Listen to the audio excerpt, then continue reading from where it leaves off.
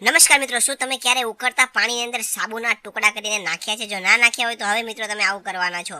મિત્રો તમારે સૌપ્રથમ એક ધીમા તાપે તમારે એક મોટા વાસણને તાપ ગેસ ઉપર મૂકવાનું છે ને તેની અંદર તમારે પાણી નાખવાનું છે. મિત્રો એકદમ ફ્લેટ વાસણ તમારે લેવાનું છે અને પાણી એકદમ એમનું લાગે ગરમ થવા લાગે ત્યારબાદ તમારે મિત્રો નાહવાનું છે. સાબુ હોય એના તમારે છાકુની મદદથી આ રીતના ઝીણા ઝીણા કટકા કરી લેવાના છે, ટુકડા કરવાના છે અને તમારે પાણીની અંદર ગરમ પાણીમાં નાખતા જવાના છે.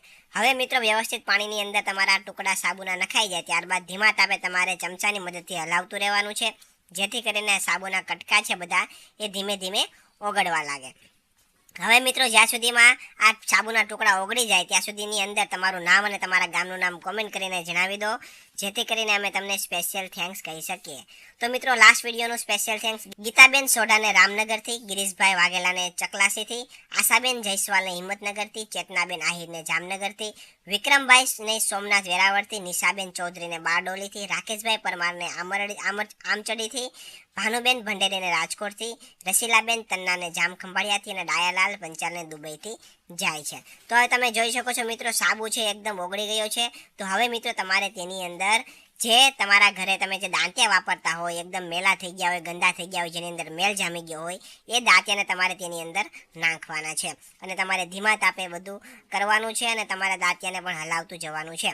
હવે મિત્રો તેની અંદર તમારે એક કપૂરની ગોટી તમારે નાખવાની છે અને જ્યાં સુધી એ ઓગળી ના જાય ત્યાં સુધી તમારે ધીમા તાપે હલાવતું રહેવાનું છે. ચમચાની મદદથી દાંતિયા અને આ કપૂરની ગોટીને મિક્સ કરી દેવાનું છે.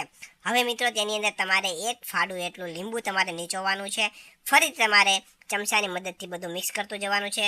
આ દાંતિયાને બધું તમારે હલાવતું જવાનું છે. હવે ત્યારબાદ તમારે તેની અંદર નાખવાના છે મિત્રો બેકિંગ સોડા અને ત્યારબાદ નાખ્યા પછી તમારે ધીમા તાપે ફરીથી હલાવતું જવાનું છે. મિત્રો 5 મિનિટ સુધી તમારે આવી રીતના આ બધી વસ્તુ એટલે કે કપૂર ગોટી, લીંબુ અને બેકિંગ સોડા અને દાંતિયા બધાને તમારે ધીમા તાપે 5 મિનિટ સુધી તમારે પાણીની અંદર, ગરમ પાણીની અંદર બધાને તમારે ચમચા દ્વારા હલાવતું જવાનું છે. મિત્રો તમે આવું કરશો તો તમે જોઈ શકો છો કે દાંતિયાની અંદર જેટલો પણ મેલ હતો એ બધો મેલ મિત્રો દાંતિયામાંથી નીકળી ગયો છે અને બધો પાણીમાં આવી ગયો છે.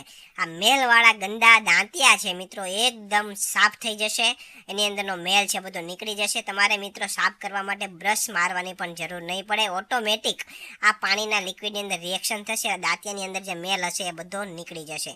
તો મિત્રો તમે ઘરે એકવાર અવશ્ય ટ્રાય કરજો, દાંતિયા તમારે એકદમ નવા જેવા ચોખ્ખા થઈ જશે. તો મિત્રો તમને વિડીયો પસંદ આવ્યો હોય તો વિડીયોને લાઇક કરી દેજો, શેર કરી દેજો અને મિત્રો આવા જ નવા નવા વિડીયો જોવા માટે આપણા ફેસબુક પેજને તમે ફોલો કરી દેજો અને યુટ્યુબ ચેનલને પણ મિત્રો તમે સબસ્ક્રાઈબ કરી દેજો. ધન્યવાદ.